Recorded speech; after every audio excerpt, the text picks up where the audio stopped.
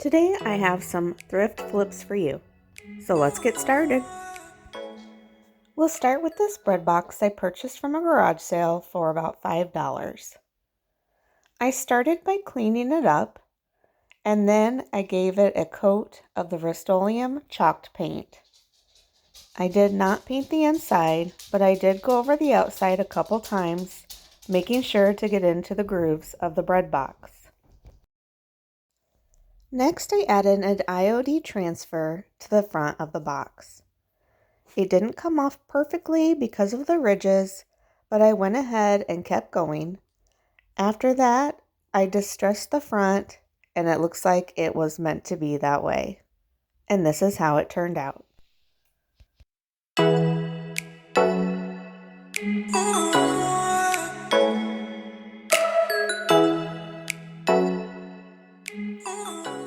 This old antique wooden ironing board was gifted to me from a friend. I started by using this folk art nautical blue paint and painted a strip across the board. Next, I used some alpha stickers from the Dollar Tree and I added them to the bottom of the board to spell out laundry. Next, I put a coat of the Rust-Oleum chalked paint over the entire surface of the board. Once that was done, I peeled off the alphabet stickers that spelled out laundry. I wanted to give a blue and white green sack stripe to the bottom of this ironing board. So I taped it off and continued with my nautical blue paint from folk art. Once that was done, I took it outside to go over the top with some sandpaper to give it a distressed look and to fix those imperfections around the edges.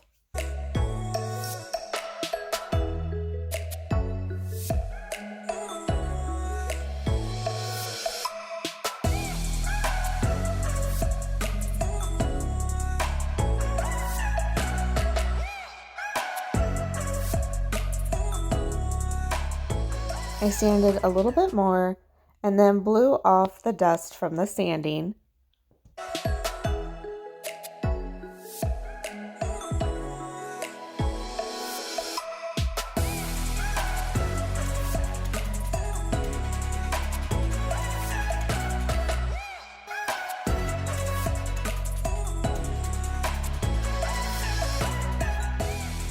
And this is how it turned out. I thought this laundry ironing board would make a great addition to someone's laundry room.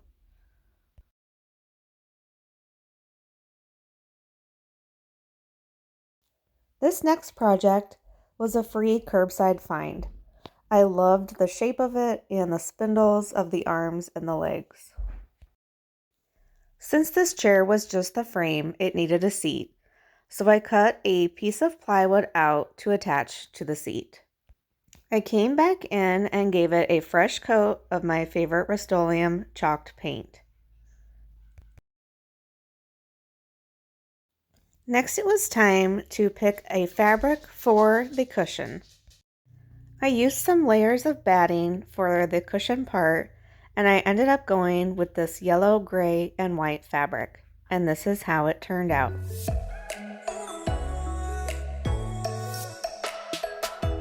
This next chair was also a curbside find, along with the white one. It was a deconstructed chair with just a weave for the seat. I did some light sanding and then took off the weave that was already there.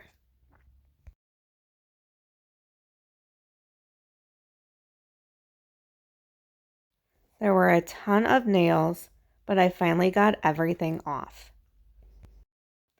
After wiping it down, I went ahead and gave it a coat of clear wax.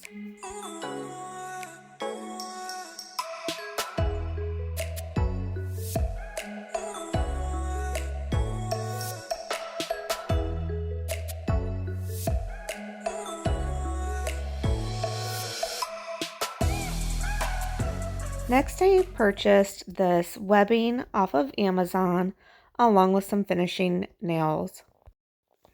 I began attaching to the one side with a fold over and weaving in and out across the top. And this is how it turned out.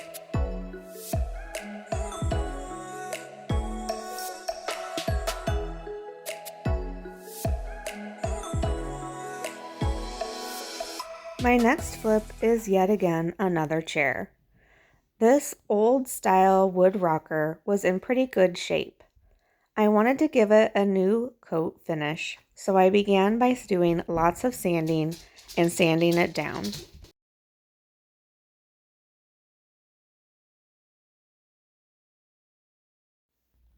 After sanding, I gave it a new coat of poly all over. And this is how it turned out.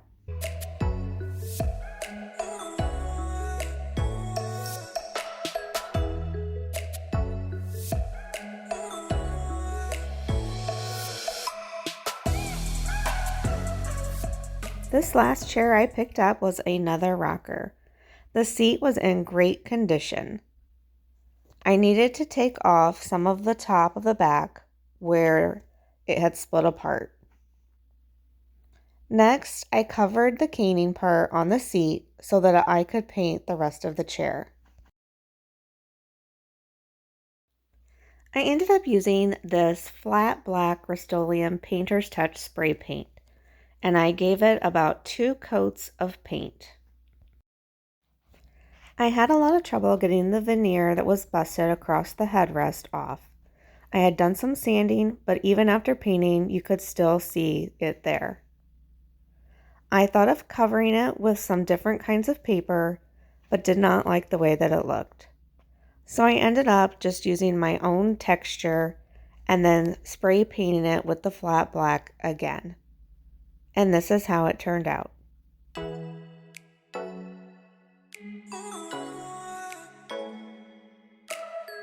My next flip is this wooden bookcase.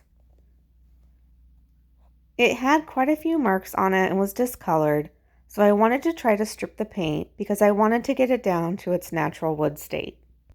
I tried using the oven cleaner method on this.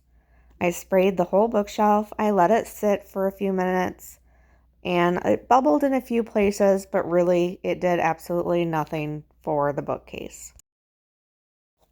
I began sanding down the top of the bookcase. Once I did that, I went ahead and did the front edges of the shelves and the front edge of the entire bookcase.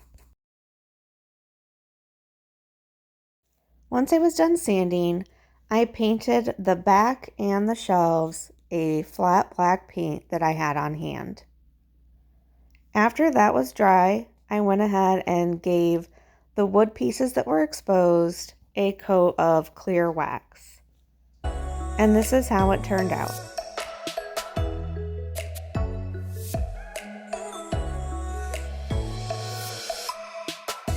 This next flip is just a plain black wooden tray. I purchased it from a garage sale for $1, and it was sort of a blondish oak color. I took it outside and I gave it 2 coats of a flat black spray paint by Rust-Oleum. I had these specialty papers that I ordered from Etsy, which I will link below, and I wanted to add something to the top of this tray. So I cut a piece of the paper apart and I Mod Podged it into the corner of the tray to give it a little bit of a unique design. And this is how it turned out.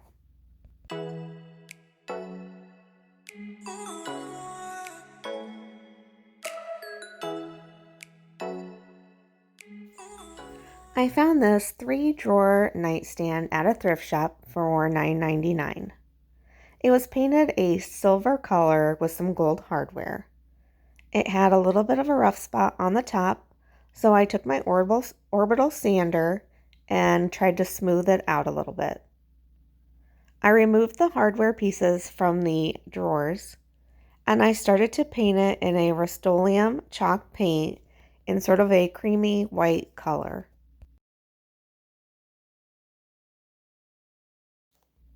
It took about 3 coats to cover the entire stand. I wanted the top to have somewhat of a wood tone look, So after it was dry, I took some Waverly antiquing wax and applied it to the top and wiped it off to give it this look. And this is how it turned out.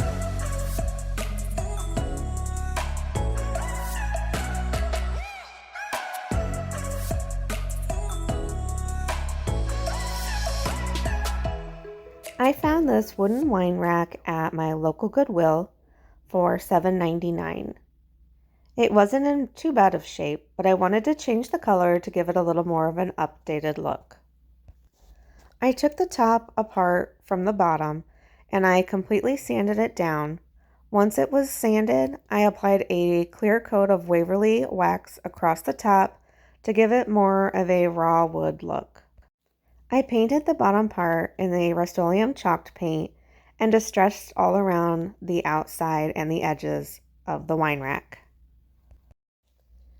Next up was this little wooden table that ended up being more of a project than I had bargained for. It had a lot of stain. As you can see, it's sort of bubbled here. I did use citrus strip to try to get some of it off and did lots of sanding. I did have to add some wood glue to strengthen the sturdiness of the table, and I also painted the underside this flat black to give it a better finished look. And this is how it turned out.